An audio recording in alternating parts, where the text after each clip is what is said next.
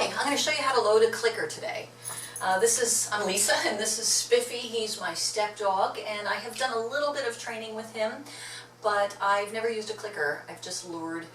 I resisted the clicker for a while, and I want to tell you why I stopped and why I'm glad that I stopped resisting it, and now I use it all the time. And it's because it freed up my hands. It seems counterintuitive because you will be holding, say, a hula hoop and a leash and trying to get your treats and so on, and it just feels like it's an added clumsiness. But actually what it does is it buys you time between marking the behavior that you're going for and delivering the treat. It's kind of an IOU to your dog that says, I see what you did there and I like it and I'm going to reward you for it. Hang on. And then you can reach for the treat or dip in your pockets or whatever. You don't have to use a clicker. The clicker is crisp and clear, it carries, it's consistent, whereas vocalizations tend not to be reliably clear and consistent, and you might accidentally betray frustration or whatever. But you can click your tongue, that kind of thing, like you would to spur a horse along, or you can just go, yes. Which psychologically makes sense to us and tends to be a little more consistent, rather than good boy or good girl. Anyway, let's get down to business here. Come on, Spiffy. He knows what that means. What this is a Pavlovian response. Could not be more literally a Pavlovian response. The dog hears a sound and expects a treat.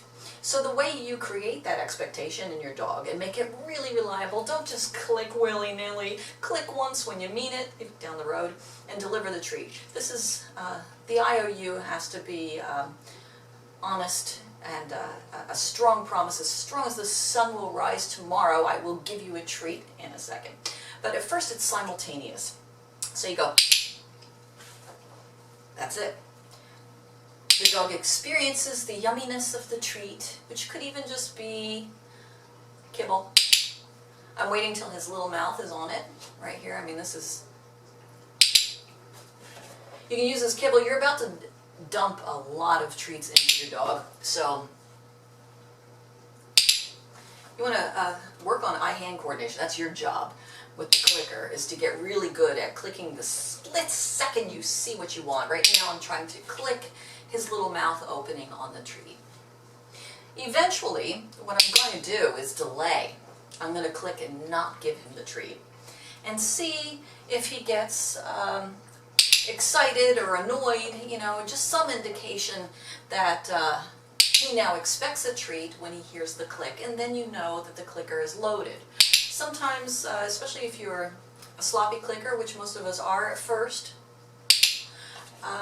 you might have to repeat this exercise so that to shore up the promise.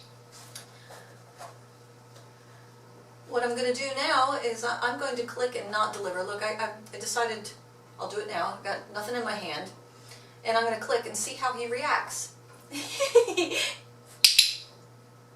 Ah, the clicker is loaded. He looked at me like, hey lady, where's my treat? And that's what you want. I'm going to keep clicking when I put it in his mouth for now too, because I really want this solid. And then I'll do another video for you in which I show you how to use the clicker to mark the behavior you want. I'm going to try another delay here, see what happens. Did you hear that? He growled at me. You little stinker. I'd say this clicker is loaded. One more time. He cracks me up.